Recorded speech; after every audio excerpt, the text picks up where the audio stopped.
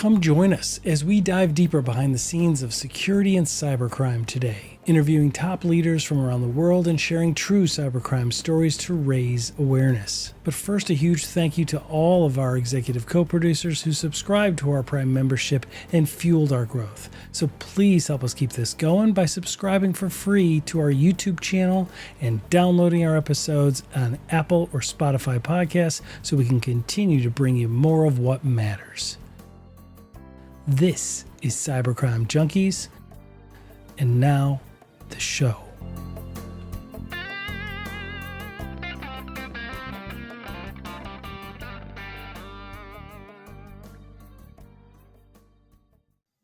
All right. Well, welcome everybody to Cybercrime Junkies podcast. I'm your host, David Morrow, and in the studio today is the always positive, interesting, Kentucky-based Mark Mosher. How are you, Mark?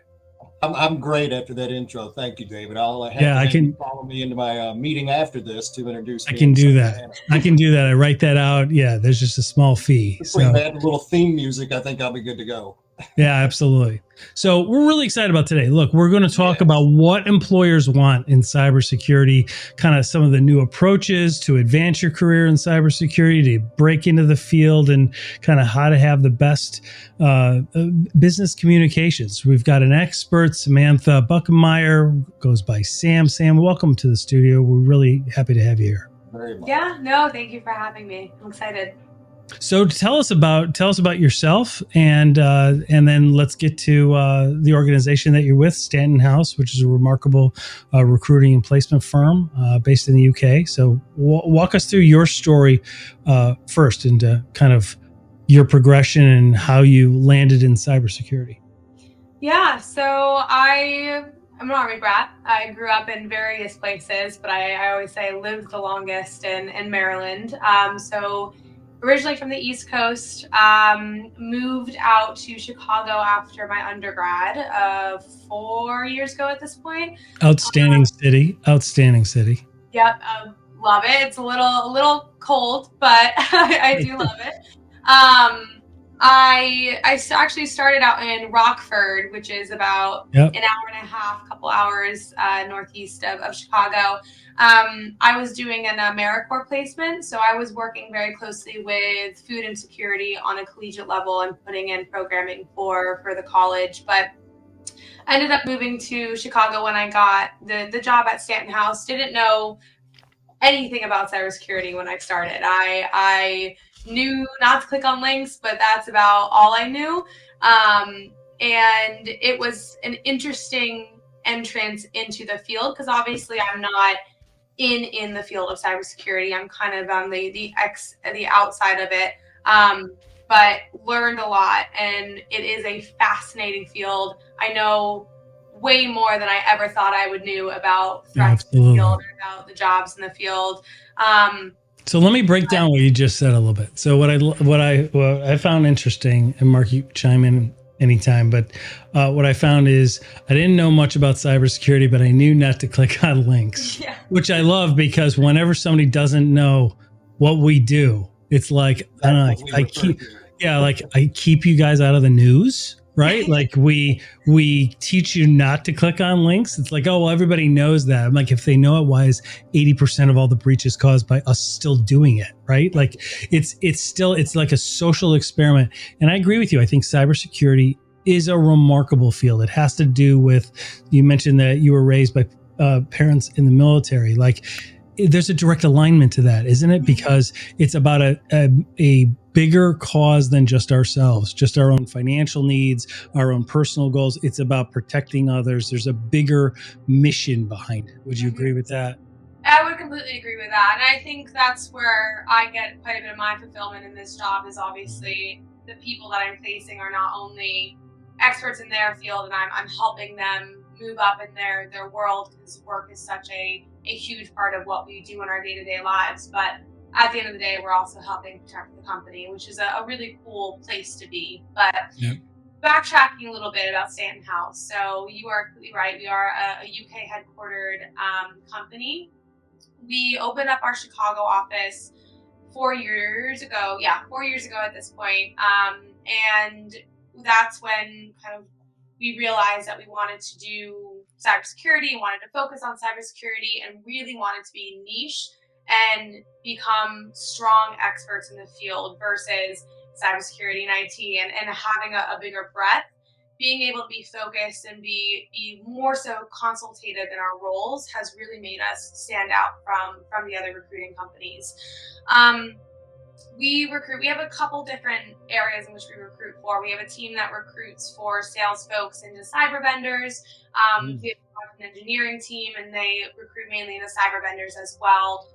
Everything from lower end all the way up to CTOs. And then my team where I sit is technical cybersecurity. So I work very closely with leadership and C-level execs, but we also have a team that places with analysts, architects, and engineers, and we help them out of companies in terms of their security program across the whole of the United States, with a little bit of work up in Canada as well.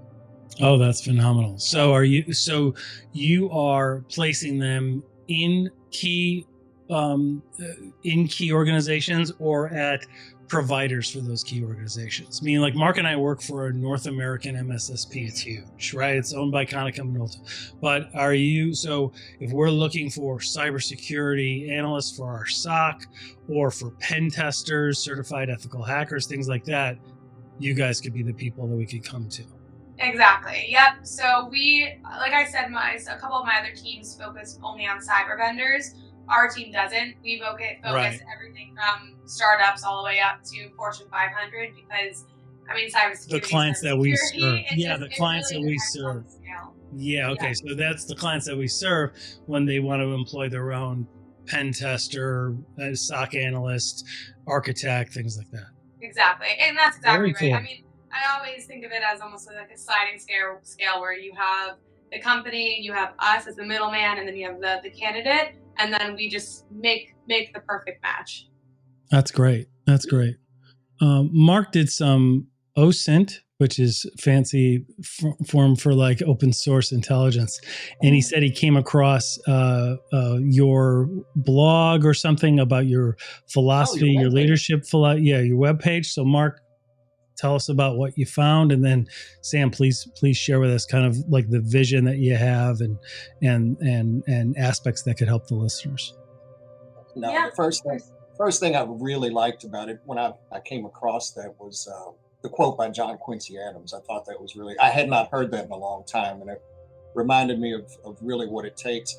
It was real good. So it says, if your actions inspires others to dream more, learn more, do more, and become more, you are a leader.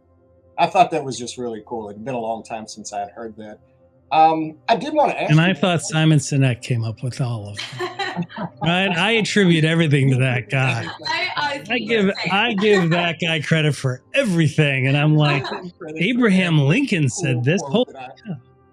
Sorry. We're fine. No, I did find one thing really interesting when it came to your philosophy on leadership. And I think this is really important, really across the board, not in just cybersecurity, but really in life. One of your first thoughts was, what attribute is the best effective for a good leader? And you listed listening is that top effective trait. I just wanted to see if you could maybe just expand a little bit on that for the listeners. Yeah, no, of course. So I'm early on in my own leadership journey. I'm definitely stepping up more in terms of my own leadership. I'm learning a lot from kind of my boss and my team. And I always tell folks, because I sit in with a lot of C-levels and I prompt them quite a bit and do quite a bit of training on their leadership philosophy. So I've picked up quite a bit. And I always say you're never at the top of the leadership mountain. You've never made it. You never can say I'm there. It's always a constant development of self. And I think that's why it is difficult, honestly, to be an effective leader, because it takes a lot of looking in the mirror and self-reflecting, which isn't the easiest thing to do. Because they're afraid that it's going to. Hey everyone, as you know, we routinely discuss how risky it is for brands to rely just on passwords or weak old-fashioned multi-factor authentication systems. It's your brand and we want you to protect it. Today we're excited to be sponsored by a next-generation authentication platform, Beyond Identity. Did you know 80% of breaches are the result of stolen credentials? Why does your organization still rely on passwords as part of your authentication process? Beyond Identity enforces continuous risk-based authentication, a fundamental tenet of a zero-trust security program. Check the link in our show notes and go to beyondidentity.com/podcast to get a free demo. That's beyondidentity.com/podcast to get a free demo. beyondidentity.com/podcast for a free demo today. Or simply click the link in our show notes below. And now the show. Show weakness. And they are afraid, I think, leaders in general. And this is a good discussion. So if you don't mind us going down the segue, I think it's helpful for people because I think that that's wrong, right? I think a leader that shows some self-deprecation and some humanity builds their credibility to us. And I wouldn't necessarily call it self-deprecation. I think I would call it strong self-awareness and vulnerability. Yeah. I think that's excellent. Key. Yeah. I would agree. And you can lead from any role too. Yes. There are leadership, and I think that's where I do know Simon Sinek said because I saw him say it. Yeah. But it's really, really important because so many people think, well, I have all these really good ideas, but I'm not in that title. So I just better keep quiet. And it's like, I'm telling you as an older person in leadership at a large company, please speak up. Like Gen Z, millennial groups, like you have no idea how a fresh idea and a fresh question, it changes the trajectory. Yeah. And whether they'll tell you that it has or not, it has to do with their own character and their own leadership. We do a pretty good job of giving the people credit that came up with the ideas. Most of my good ideas, Mark can tell you, most of my good ideas I've had for our company have all come from younger people that aren't in leadership titles, but they had great ideas. They saw it with a good, clear lens, and we were kind of dogged in our ways of doing things, just out of years of being in the trenches. So it's really key, and I think listening is absolutely critical. And I completely agree with you on that. I think I was actually talking to somebody yesterday about their own specific leadership philosophy, and one of the things they said was the ability to facilitate great ideas from the individuals that you work with. And what he meant by that was a lot of younger analysts or engineers or people starting just out in their career have a heavy set imposter syndrome where, maybe their idea they think has already been done. And so being able as a leader to not only listen, but also asking the right prompting questions to create the environment of, it's okay to share ideas, your ideas are valid, and how do you create that empathetic environment to have that success from those individuals moving up in their workplace. So a lot of it does come from listening. If you are only hearing the sound of your own voice in a meeting, that's probably not the best meeting that you can conduct. I like that. No, that's exactly right. Exactly so I'm sure my parents always told me the more mouth closed and ears open, the better off you'll be. So that's kind of a philosophy that I try to live by. I'm not always successful in it, but it's always something that I strive for, because being able to, like I said, create just that environment of vulnerability, and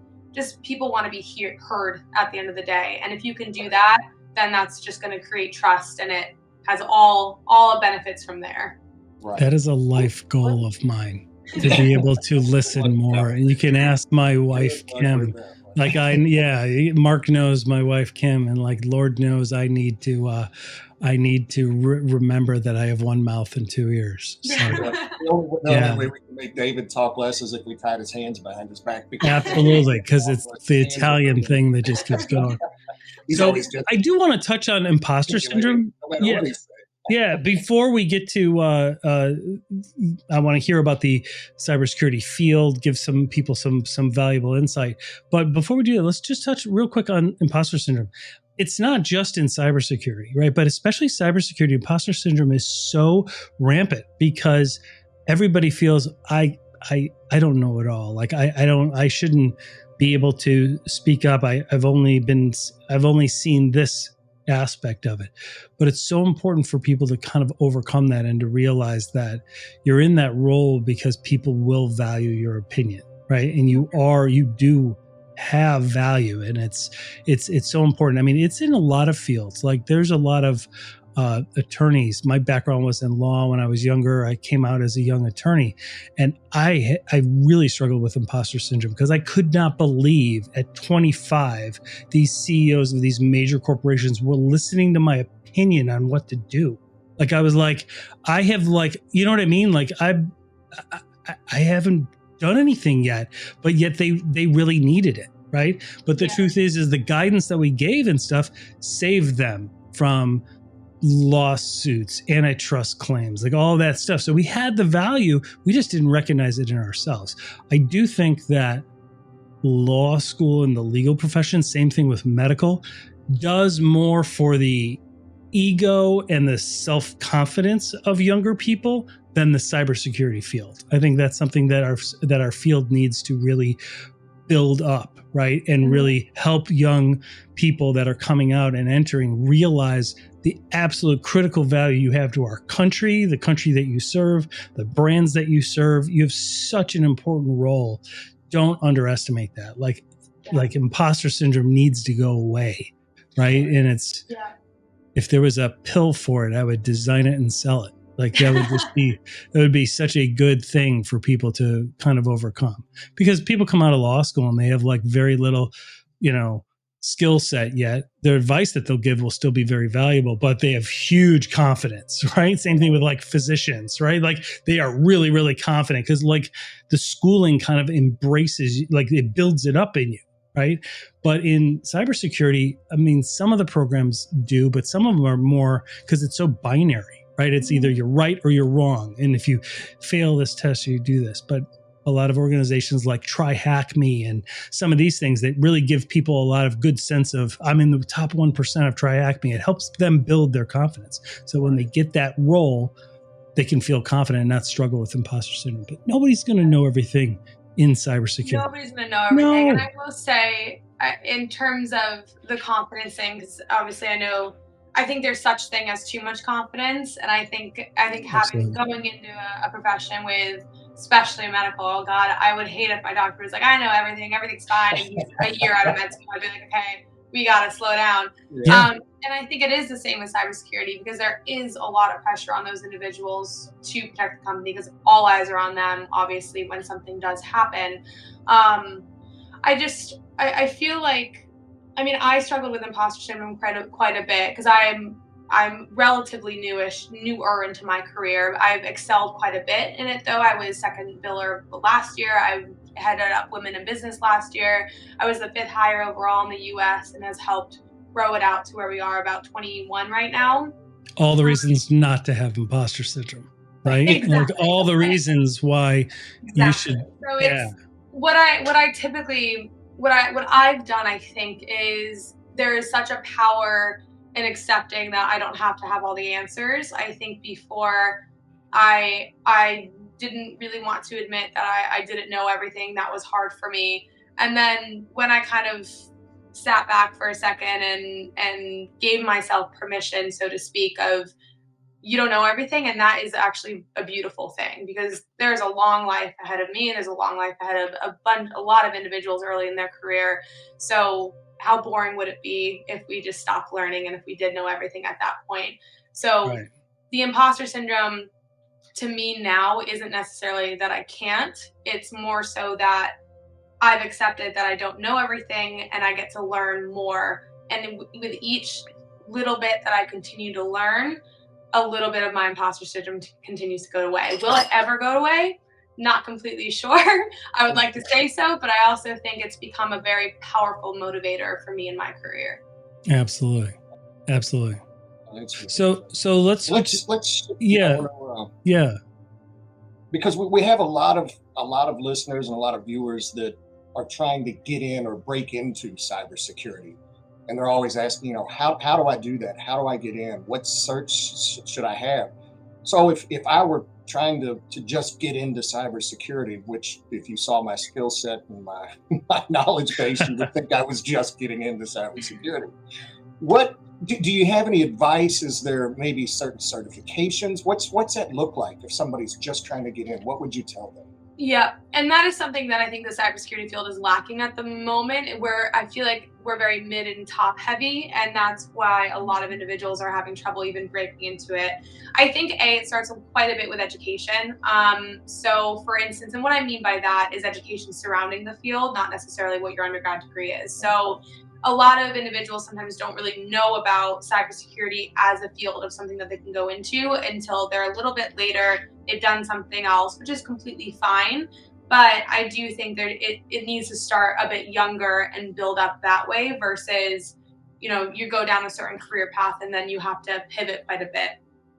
That being said, though, there's a couple ways that I would suggest trying to get into cybersecurity.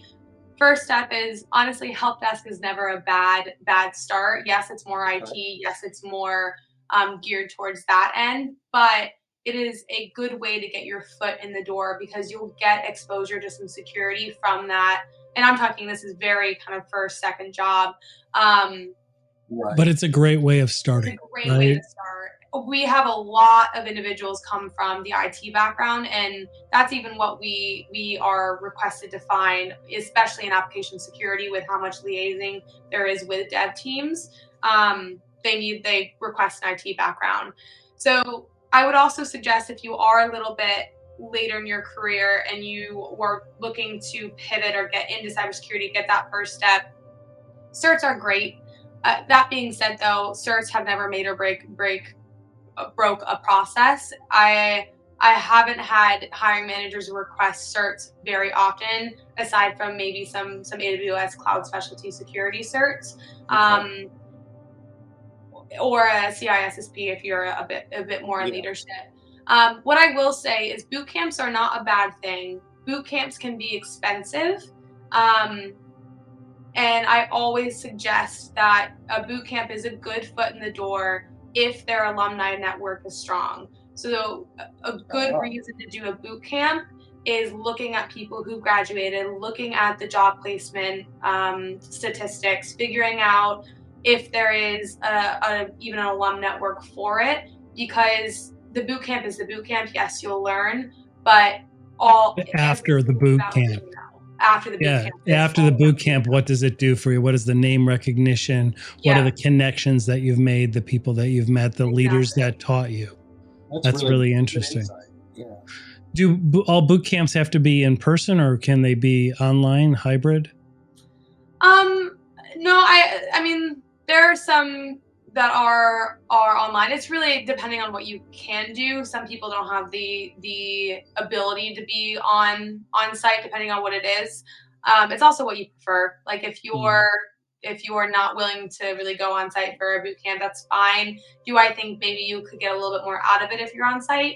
Maybe, but then we're back to the whole argument of, do we need to work to be in the office and stuff like that. It's almost that same argument of really, how do you learn best? And some people very much learn best in a quiet space with their, just them without the distraction. So, you just pick the one that's best for you, but with the caveat that they have a strong job placement post grad.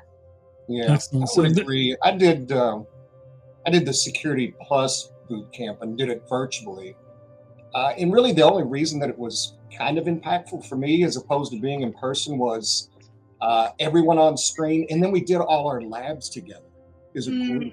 So that was really, there was kind of a bonding and a co-authoring of final results. And, that kind of helped. So I would encourage you, if you can do it virtual, if you can do it in person, as you said, however you learn best, right? Exactly. The last piece that I do want to mention is having a mentor and finding a mentor in the field. So if cybersecurity is your passion, cybersecurity is your goal, you're struggling with finding a plan on getting there, a mentor is an amazing resource. And there are so many senior levels, or not even, mid levels, that are more than happy to be that person for you. It doesn't even have to be somebody that you know in your network right off the bat. It is somebody that you can have an introductory call with, figure out if you match, because obviously that's a big part of it.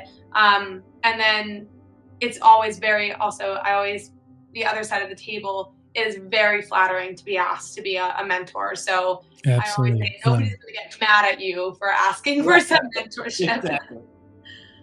No, I think that's really important too. And then they can even help you if you don't know which niche in cybersecurity you want to land in. Do you want to land in the red team because it's cool and it's more, you get to break things, you get to hack into things? Or if you want to be more blue team and be more in like the leadership, management, monitoring the SOC whole hierarchy, things like that, or you want to have an element in the sales consulting aspect. Once you kind of identify that, it'll help you kind of search for a good mentor within that sector. Yeah, exactly. So what are some of the like high demand roles that you're seeing? Are you seeing more red team, more blue team, more consulting aspects? What is kind of trending right now that's coming across your desk and your teams? Yeah, so we always see quite a bit of CloudSec, AppSec, and detection and response. Those are like the three main roles that we get. I'm not going to say. I don't know what happened either, but we're back, everybody. Sorry. Anyway, so I was saying, CloudSec, we're going over. Yep. So I will say, I think application security is still probably one of the most prominent. I'm seeing a couple things. So application and product security sometimes are interchangeable. I'm seeing more so surrounding product security strategy. So with a SaaS company typically that has a product security strategy of how are we going to, almost like a marketing tactic of how are we going to sell security strategy to our clients. And then AppSec being obviously the security of the application. So these are company, can I ask? Yeah. So these are companies that have a security product or service packaged with it, and they want people to have tested it so that they can show the veracity of and the security levels of their offering. Correct. Yeah, okay. Exactly. Makes sense. So we're seeing a bit of an influx in that. Cloud security, I think, is always going to continue to be in demand. I mean, we're only going to get increased exposure into the cloud, and companies that are still on-prem are continually falling behind the curve. So that is definitely going to continue to be a necessity in the field. And then detection response, same. Like that is kind of an obvious one where you need protection from the company. You need to be able to deal with any sort of breaches, and you need to have forward-thinking minds surrounding what's going on in the field in terms of threats. Couple things that I think that's more I'm sorry if I can ask, is that more the SOC analysts, the people that are managing a SIM tool, things like that? Yeah, all of that. Red threat teaming, hunters. all of that. A couple positions that I think are going, one we've seen quite a bit more is GRC individuals, so compliance individuals in the security realm. Yeah, I always wonder about that, because that's a great way for people to break into the field that aren't technical by nature, right? Yes, but they understand exactly. And that's a great way to join security without having to be hands on keyboard. Right. One thing that we're being asked more of to find in our GRC analysts or compliance managers is FedRAMP compliance. So that's a lot of dealing with government companies, compliance within government companies. And I think the reason for that being is obviously the Biden administration is doing quite a bit of work around cybersecurity and making sure companies that are working within the government are compliant. And so anybody that has government contracts need to understand FedRAMP. And so we're being asked to find that quite a bit more. And that's a slightly rarer skill set, but I think and more individuals are having that skill set as it becomes more popular. The last one that I would say, and this is just me pretending I have a crystal ball, but obviously there's been a lot of conversation surrounding AI and ChatGPT. Yep. And how it's going to change the world. And I'm a big believer in that. I don't think we're there yet, but I will say... It's got Google nervous. Yeah. Well, when you think about it... I love it. I'm asking ChatGPT things like all day. I have conversations with it. Well, when you think about it, right, you can ask it almost the same things you're asking Google, but rather than getting and filtering through all these indexed different sites, right? And then ads and all the stuff that might skew you a certain way. Mm-hmm. It actually kind of like pulls all that together and just in a plain language will answer your question. Yeah. Pretty powerful stuff. It is very powerful. It's crazy. I think someone told me that every search is like, every question to ask ChatGPT is like 3 cents cost in data power or something like that. Ridiculous. So it's not cheap for sure. But I do think it's already being used in cybersecurity. I think it's only going to increase the effectiveness of using AI in cybersecurity. And I think there's going to be a skill gap in individuals with AI experience, and automation experience. So I think that is something that we're going to be asked more of as time goes on, is to find individuals that have specific AI, security experience. But that is just my prediction. We'll see. No, I would think that would all follow suit, right? There'll be some certification along the way that gets created. There will be some standards on how to address, because when you look at the standards that are out there that people try and comply with, that organizations try and comply with, there's not really an element necessarily to specific AI platforms or AI compliance, right? And so how do we address that? Because the the threat actors, the black hats, are definitely leveraging it already to improve social engineering, but also to create polymorphic code and some other things. So it's definitely going to have a very big significance. That's probably a very good forecast. Yeah. Right. Yeah. That's really good. So let's talk about the hiring process. How does somebody stand out in the hiring process? So, I mean, of course, it's going to matter about the role that they're looking at. But I know that in our speaking to a lot of people that have served as mentors of others, they seem to be big proponents of a home lab, things that they can demonstrate for people. What are you seeing? Yep. So I'll say, and this goes across the board, honestly, I'm not going to say it's for one specific role, but whenever I'm giving interview tips or interview help with individuals that I work with, a lot of it is surrounding less so, flexing your technical muscles. Obviously, there's a time and place for that during the technical interview, but I always talk about humanization. And what I mean by that is we're already losing a bit of the human aspect just being over camera. These people are doing a lot of virtual interviews. It can get a little tiring for the hiring manager. So a lot of it is just going to be learning how to humanize yourself and make a human connection. So what I typically recommend is, especially on your elevator pitch, is making sure that your passion for the field comes through. I typically recommend ending your elevator pitch on your why. So why are you doing what you're doing? Why have you made X your career? What about it gets you out of bed in the morning, basically? And it just shows a little bit of who you are, your passion for the certain field, and helps make you stand out. And I think it's really important what you just mentioned about having an elevator pitch. Yeah. I know a lot of people that have gone through the process that haven't even prepared one for themselves. And I think that's really important no matter what you're doing. Like in sales and consulting, they're very familiar with elevator pitches because they have to succinctly, your company can do 137 different offerings. How do you succinctly start that out? How do you boil that down when you meet somebody at a networking event or in a first meeting and they say, so what do you guys do? How do you boil that down to a sentence or two? And I think there's a great deal of sophistication that comes with that succinctness. Yeah. Right.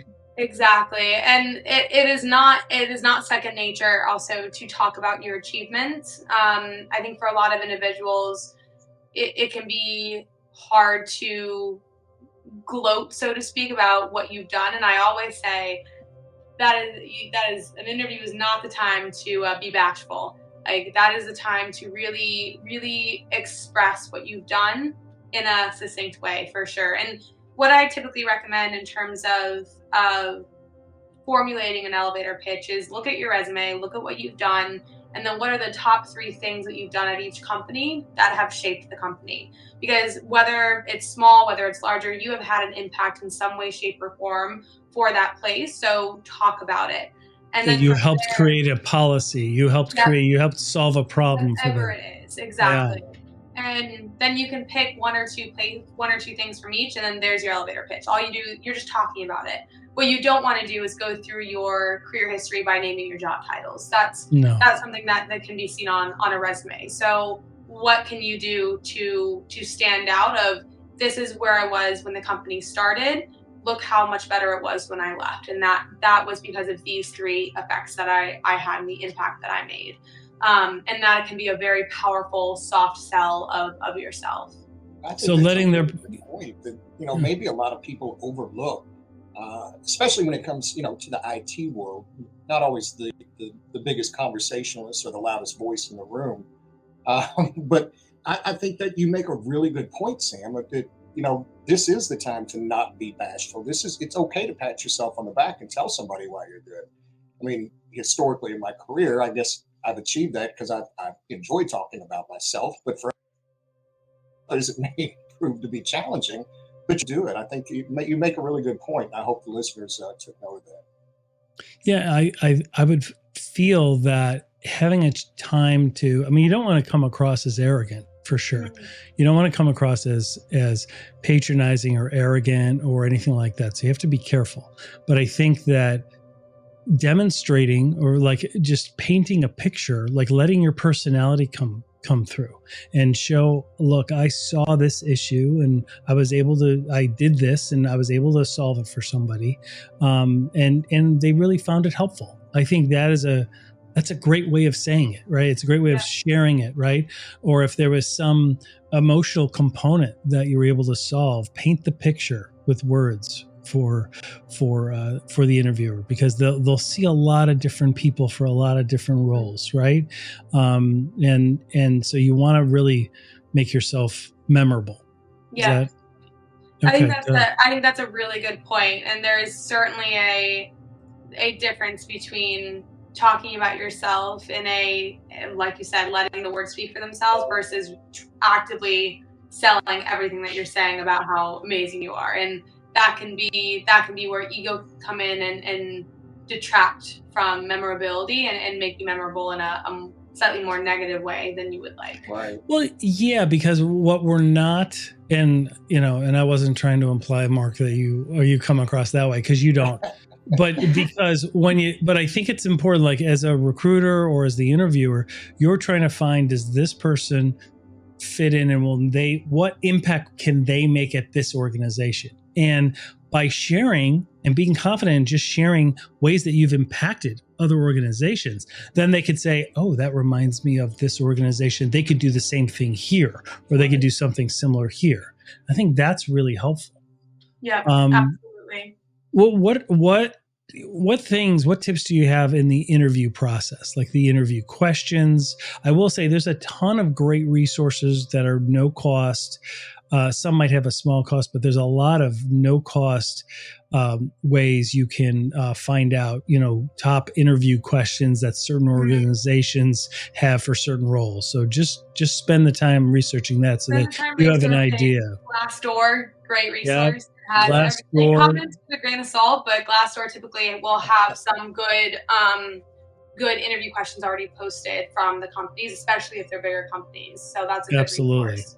Yep. ChatGPT is up there too, because ChatGPT will tell you, you can even prompt ChatGPT and say, you are a hiring manager for this company today.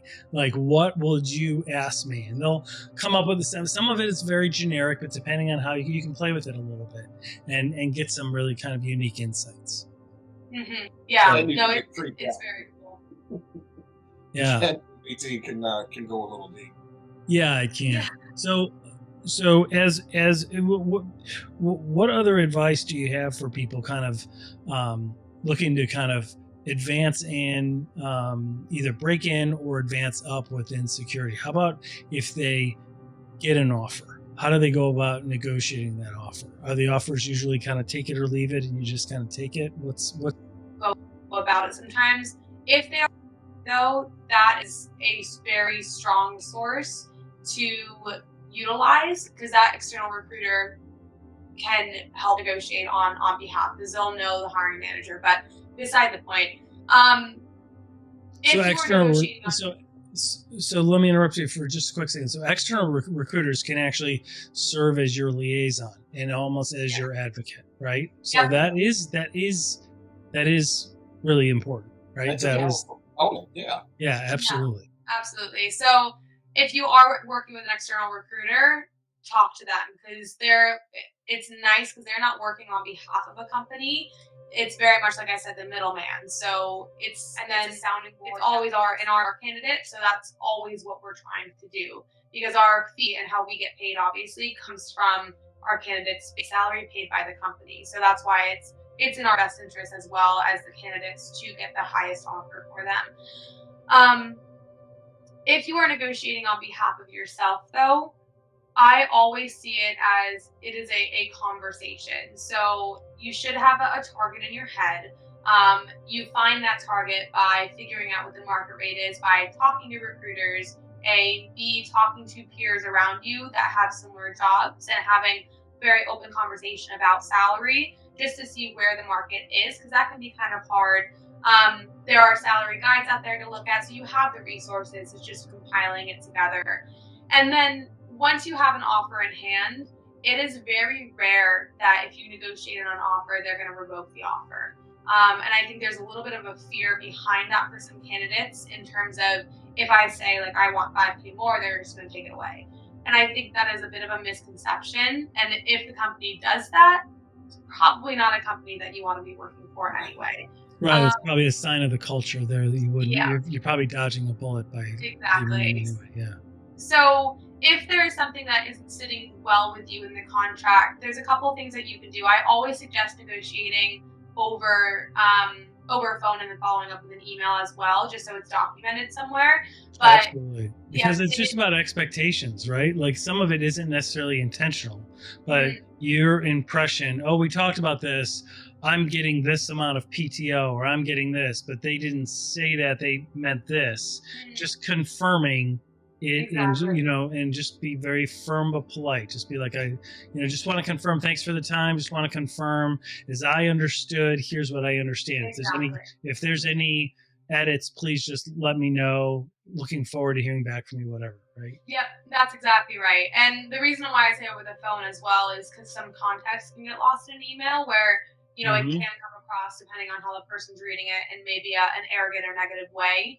So hopping on a phone call with HR or whoever the hiring manager is to talk about comp, talk about PTO, and then like you said, following up with that email, I think that's the best way to negotiate. But my biggest thing is never be scared to have a conversation.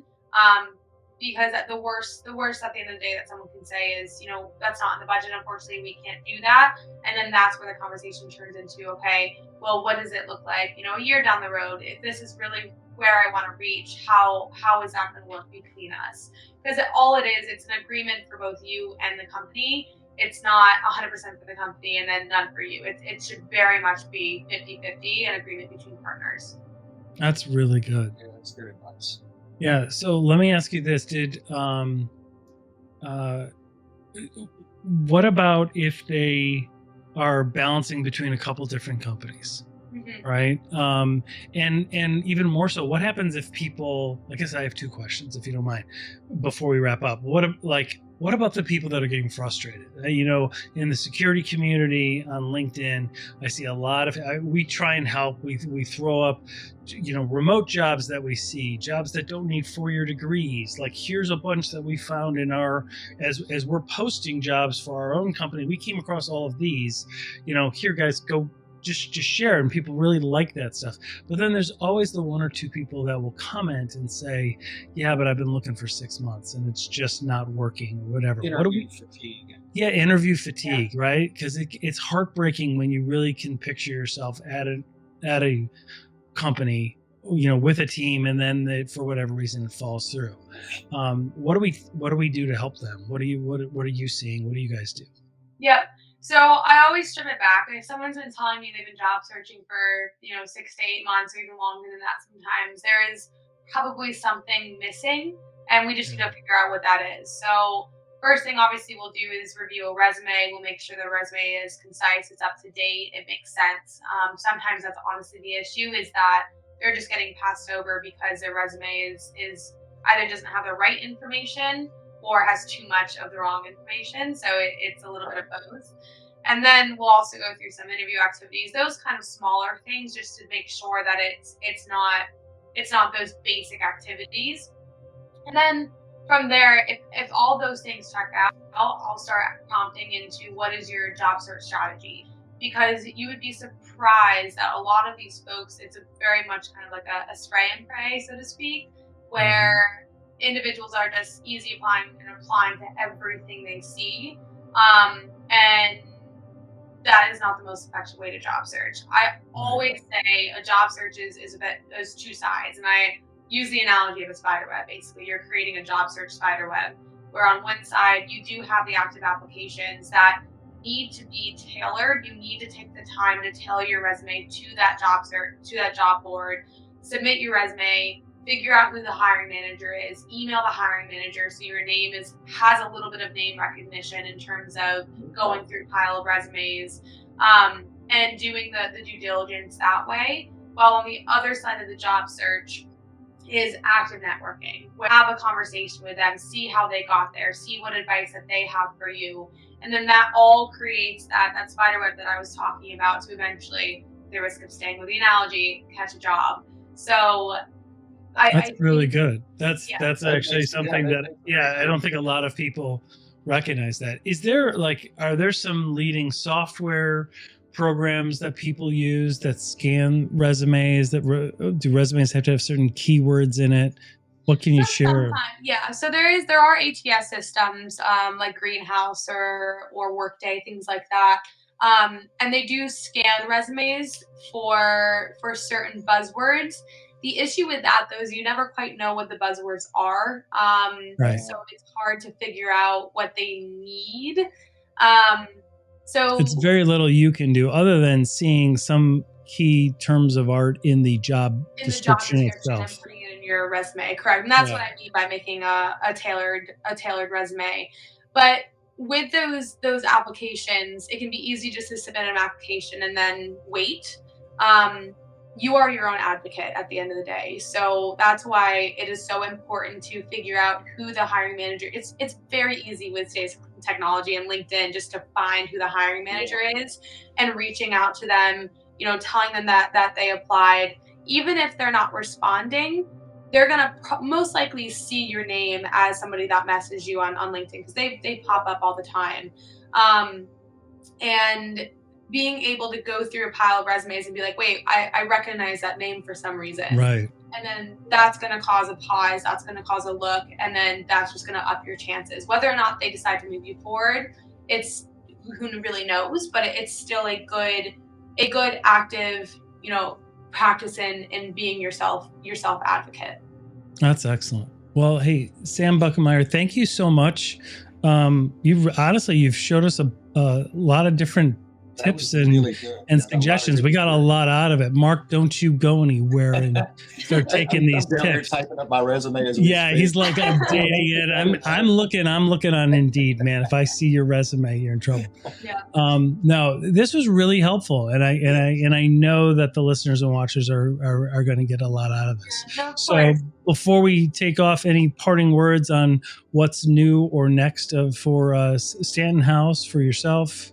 Yeah, no, of course. So I think for us, we do have quite a bit of white papers on these specific topics on our website. We work really hard to be advocates in the field for cybersecurity, and really, really try to be, like I said, consultants in the field. So the reason, my why of why I work for Stanton House is everything is relationships, not transactional, really trying to just make a difference. And that's at the end of the day, all I want to do and all really my company wants to do. So if you are struggling with trying to figure out, you have it in the job search for 6 to 8 months, not sure where you're going from there, you can reach us at cybersecurity@stantonhouse.com. You can reach, my email is listed on our webpage. We're more than happy to help.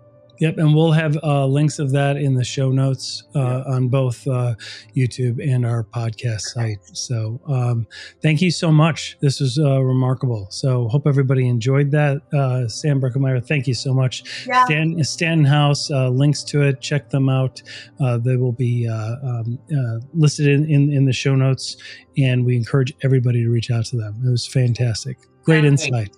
Thank you both so much.